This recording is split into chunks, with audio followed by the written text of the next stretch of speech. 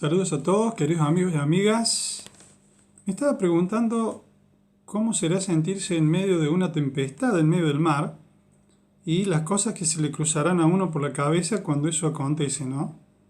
Claro, porque estaba leyendo el relato de cuando Jesús en la barca aparece y calma una gran tempestad, ¿no? Ese es un relato que está en el capítulo 14 y en el versículo 22 de San Mateo.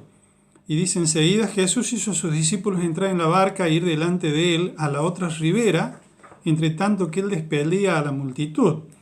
Despedía a la multitud, subió al monte a orar aparte, y cuando llegó la noche estaba allí solo.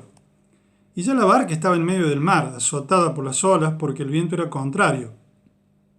Mas a la cuarta vigilia de la noche, Jesús vino a ellos andando sobre el mar. Y los discípulos, viéndole andar sobre el mar, se turbaron, diciendo: ¡un fantasma!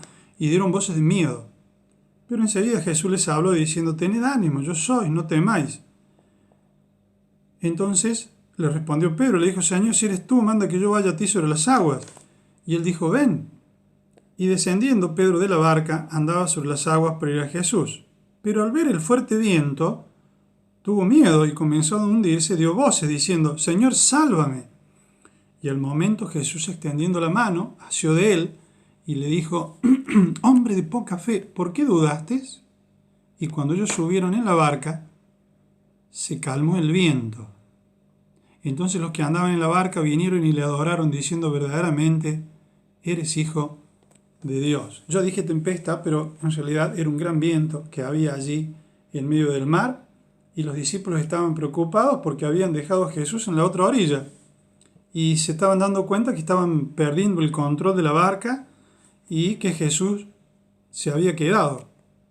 Estaban acostumbrados que Jesús siempre estaba allí, estaban acostumbrados que Él les solucionaba todos los problemas, y de repente en este caso no estaba Jesús y las cosas se estaban poniendo delicadas.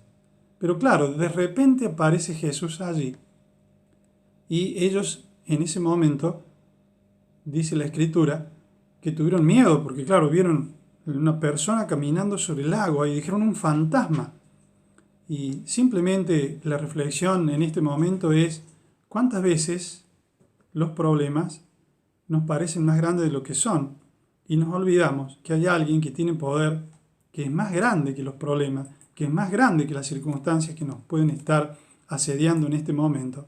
Y como los discípulos, corremos con miedo en vez de detenernos a pensar que Jesucristo está con nosotros. Dice que cuando Pedro vio esto y reconoció que era Jesús y se le pasó el miedo, dijo: bueno, si eres tú, entonces no es un fantasma, Señor, haz que yo vaya caminando sobre el agua.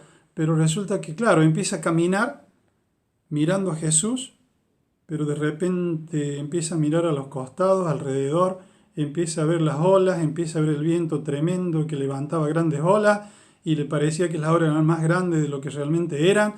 Perdió de vista a Jesús y comenzó a hundirse.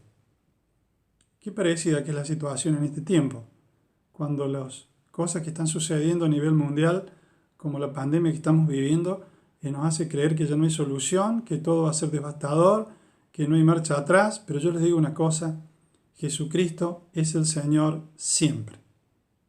La Biblia dice que ayer, hoy y por los siglos Jesucristo es Dios.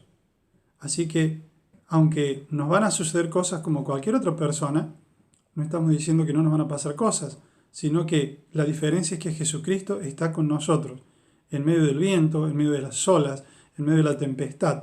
Él te mira a ti y a mí y nos dice: hombre de poca fe, ¿por qué dudaste?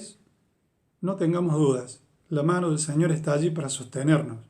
La mano del Señor está allí para tomar la nuestra y para no soltarnos, aún en medio de la más terrible tormenta, viento, tempestad.